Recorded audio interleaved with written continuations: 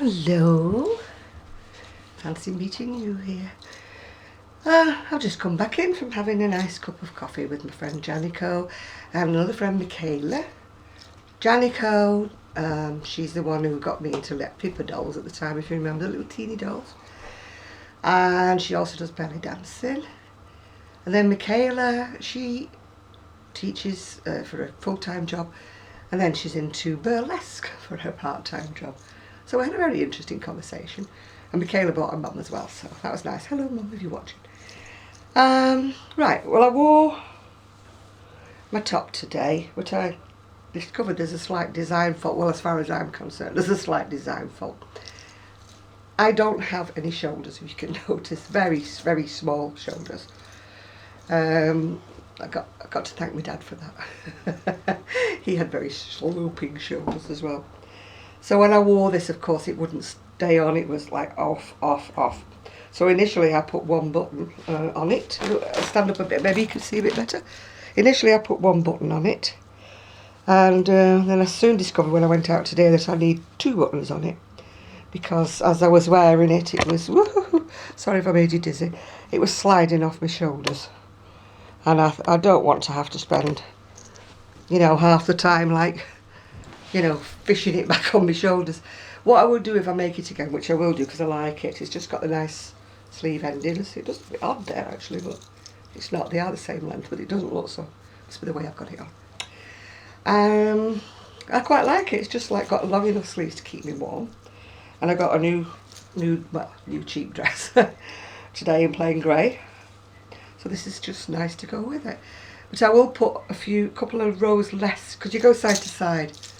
So I think I'll put a couple of rows less, in the centre of the back to, give me that more on the shoulder look, so I'm not like fishing it up all the time. If things like that aggravate me when I'm wearing them, I tend to not wear them anymore. Anyway, the pattern I got it from is over there. But if you watch my video prior to this one, you'll see that I showed you what it was. I think it was Eccentric. Anyway, I finished off another one. Now this is in the same, taking the lamp with me, same lot of yarn that I got from Jackie. But this one doesn't show the Lorex hardly at all. It's sort of got a purple Lorex in it. I don't know whether you can see it at all. But anyway, this one, I've had to put a pin in the back because she's a lot smaller than I am, to put it quite bluntly. So this is another one that I've made.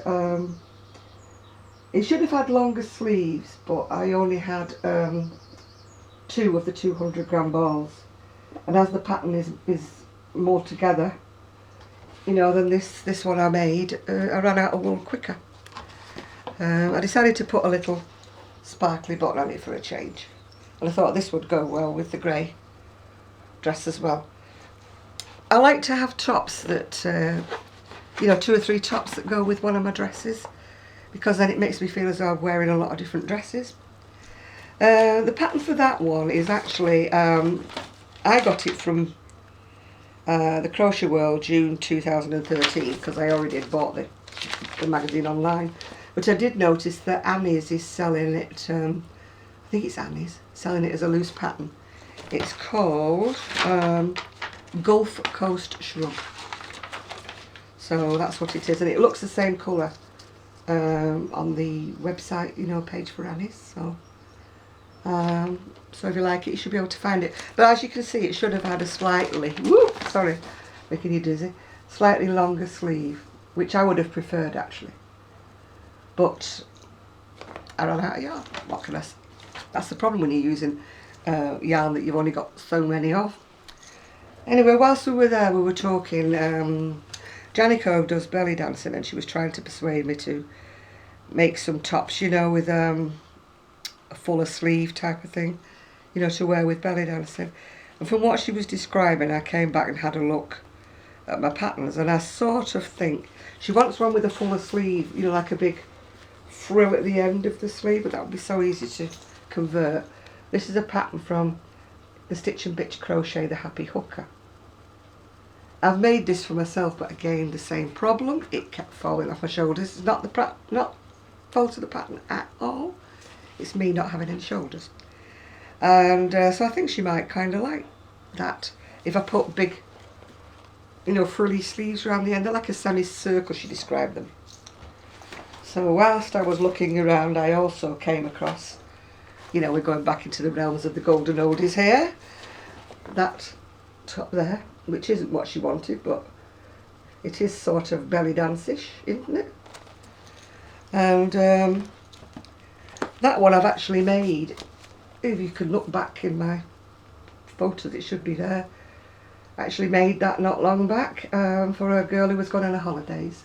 She wanted it for on the beach. And for those of you who know Michael Caine, you might be interested to know that that is the lady that he married. She was called Shakira Bakesh, I think. Definitely Shakira anyway. And that was her name, and she used to be a model before he met her. She was a very, very, well, she still is a lovely, gorgeous woman, but she was a very, very pretty girl.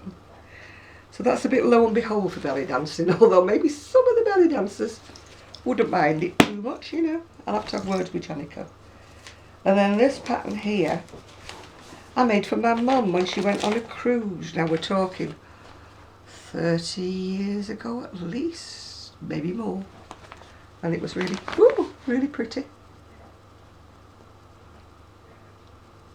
When my mum went on cruises, it was formal dress. And she didn't have the money to go and spend on evening dresses that she would never wear. So we got two long skirts, you know, a black one and I can't remember what the other one was. So I crocheted her a multitude of patterns to go with the black skirt and the other skirt as well, so that it would look like she had a different outfit on. Because we're going back to the days when cruises were a little bit snob, you know. My dad had to have a dinner jacket with a bow tie, otherwise they wouldn't let you in the dining room. It was one of those kind of cruises. I mean, cruises have changed an awful lot since then. I mean, you had to be a bit, I suppose in their time they were far more expensive comparatively than what they are now. So whether they were trying to entice a better class of person, I don't know. But they got my mum and dad, so no, I'm joking. My mum and dad did know how to behave themselves in better company than themselves, if you know what I'm saying. And but I mean, I'm not saying it's a bad idea. I think cruises were too formal back in the day. I mean, they cost less comparatively speaking now than what they did, but I suppose the standard is dropped down a bit. My mum used to be telling me about how wonderful the food was and everything, and I do think that things have changed a little since then. And that's one of my old patterns. I have made that so many times over the years, many times over the years. And as I got fatter, of course, I made just the top bit and turned it into a blouse. I've still got one upstairs somewhere, but I made it bigger to fit me, and it's too big, you know. Came out too big, so it doesn't look pretty. I mean, thankfully it was one that I'd tried out in just some plain black acrylic yarn. Not that I'm knocking acrylic yarn, I'm not. So it didn't matter too much because it wasn't that expensive, that it was a bit of a flop.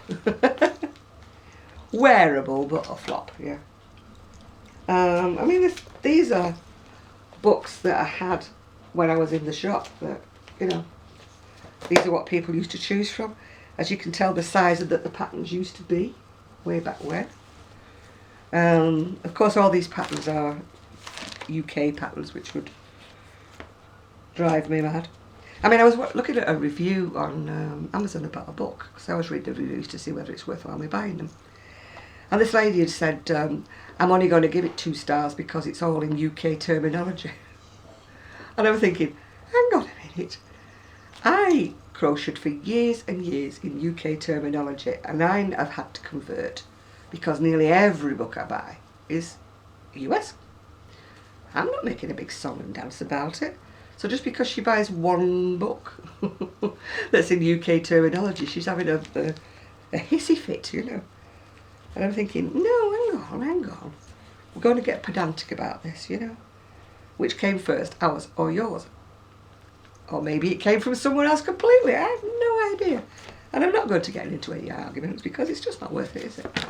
You just look and see if it's UK or if it's US terminology, and you just adapt. You know, adapt to whatever and do it like that, you know. I don't understand why people get their knickers in a twist over things like that. I do think some people do go round trying to pick a hole in something. Are they just born awkward, or do they learn it as they're growing up? I really don't know. But still, I mean, you can tell the styles. I mean, you probably get the glare off of the pattern book, but you know, some of the styles you can tell by what they're wearing.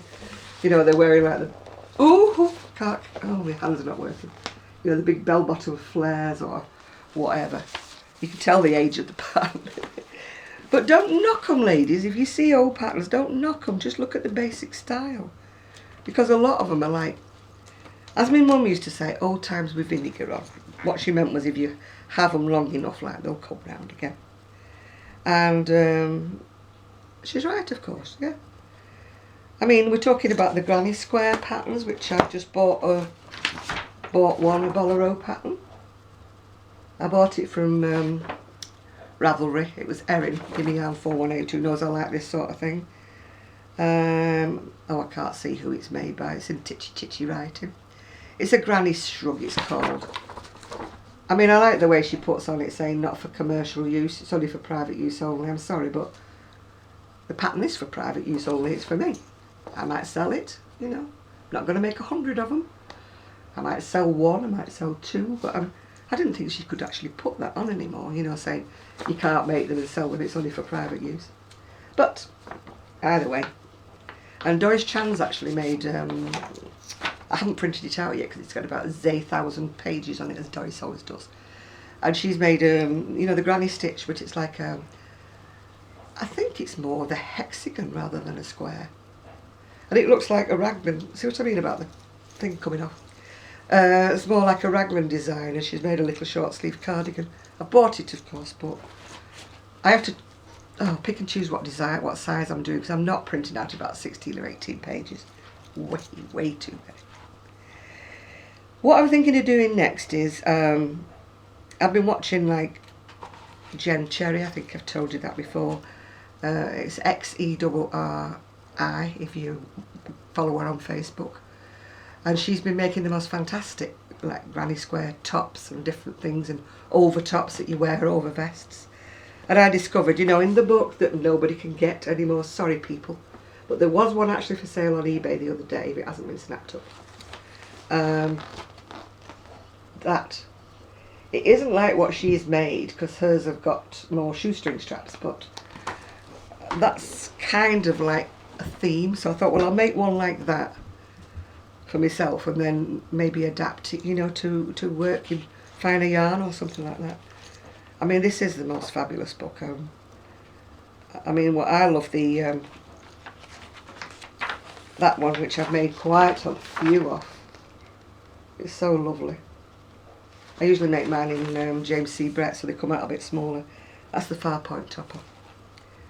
I mean, you don't know, because she has been bringing out certain of her patterns as single leaflets, or they've been appearing in different places. Maybe, you know, she's under contract to the book, I don't know, you know. And maybe when it's over, she can sell them as single patterns, I don't know. I suppose if you were that desperate, you could actually ask Doris Chan, or Ravelry has a fantastic forum, you know, or forums with different things in with Doris Chan, and they're very, very helpful, the people who are on there. You know, if you get stuck with one of Doris's patterns, because they are sometimes a little tricky to follow, I will hold my hand up. Even though I'm a big fan of hers, she can be a bit, when you first start it. And they are such fantastic people on there, they'll help you and they do everything. And occasionally you get a comment from Doris, which is lovely. And that's why I like her, because she's approachable.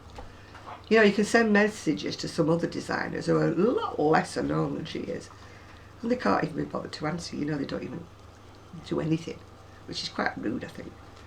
But anyway, I like that one as well. It's one that I've had on my list to make for a long, long time. The top bit actually comes off, so you can wear it, you know, as a little vest without all the frilly bits. So it could be vest top during the day, couldn't it, and frilly bits during the evening. I'm just looking, it's got a picture of it. No, it hasn't. It threads through like a drawstring, you know, the fancy bit. So if you didn't fancy the frilly bit on one day, you don't have to put it on. But it is a fabulous book, this, and I just wish she'd either put it into reprint. I think it was made either in 2006 or 2008 the book was printed. So it's not a golden oldie, is it?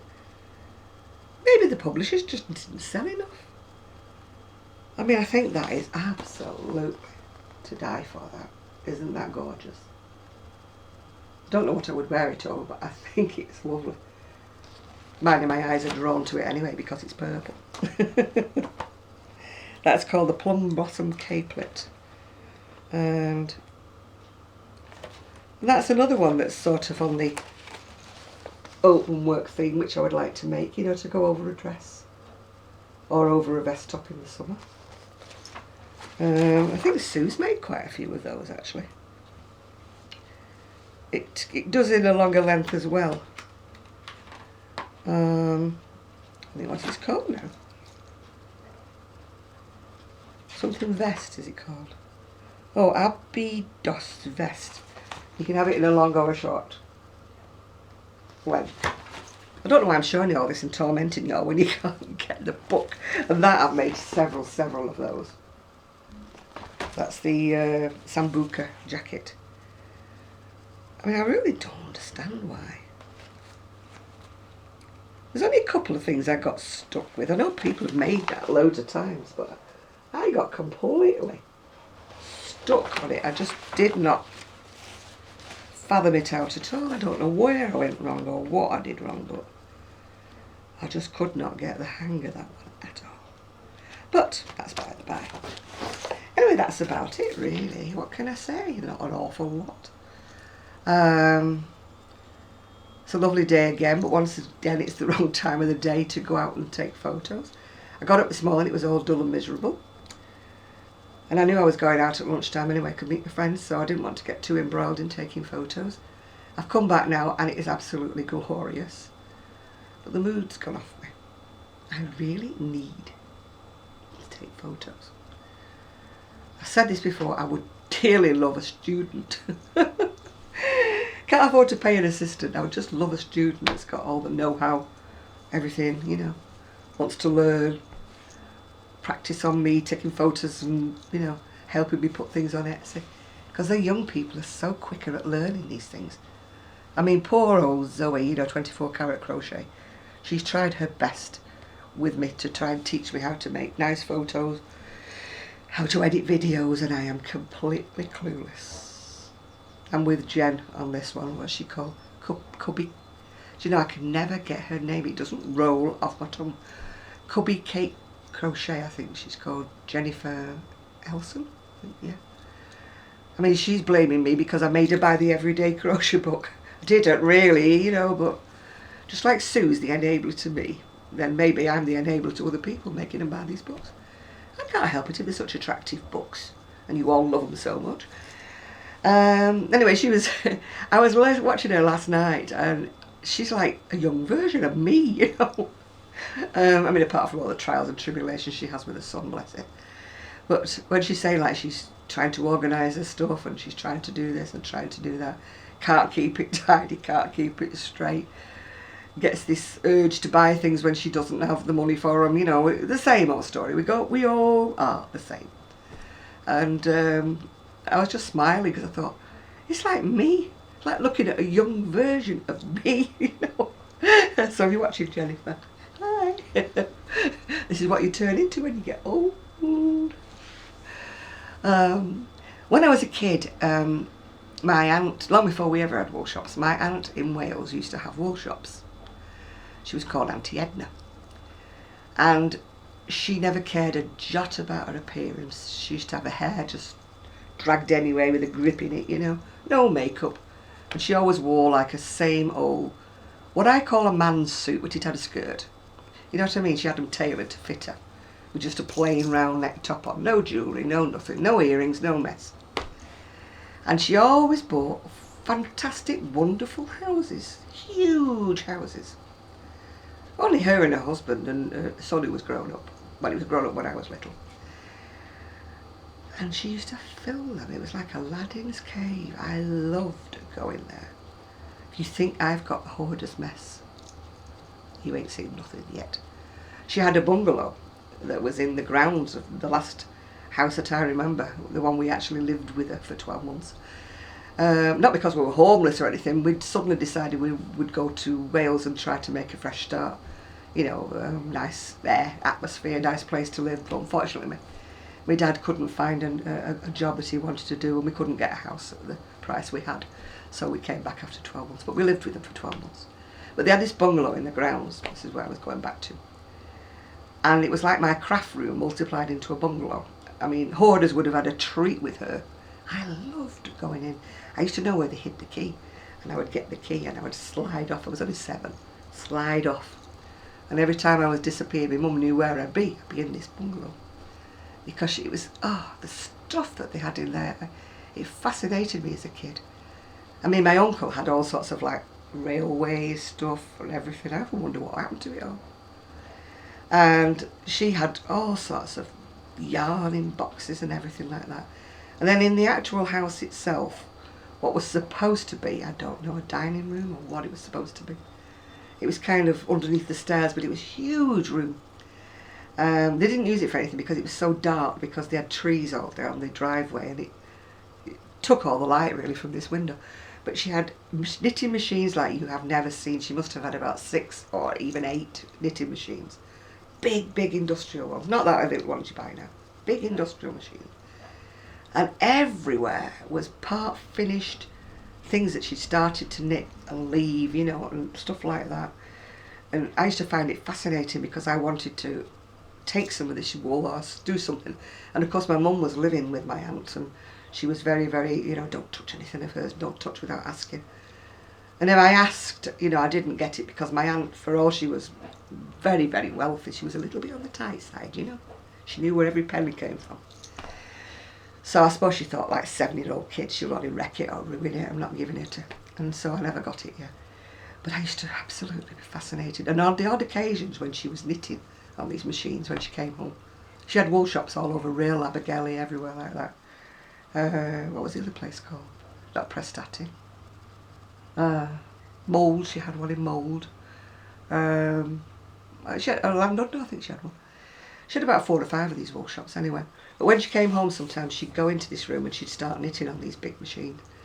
And I would like creep in because I was fascinated. It was long before my mum had machines or anything. My mum didn't. And I think she inspired my mum. I think that's why when my mum came back, she bought these big industrial machines. And that's where I get my love of clutter. My mother had this huge shed in the back garden. It was like bigger than a garage. Huge shed. And she had all these machines that I would die for now. She had a sock machine, you know, the old-fashioned one. You can keep your addies and your whatever. You got the old-fashioned sock machine, the German one, with the handle that you turned. And it turned out the most fantastic socks, you know, in the very fine yarn. And then she had an electric winder. She used to use bobbins, remember, wooden bobbins. Electric winder that my dad had made. And a beautiful swift that I wish I'd kept. Much better quality than what I could buy now. And I used to be fascinated in there. I used to go in there, and she had the heater on and a radio. She used to love to listen to plays, my mum, so she'd have the radio on.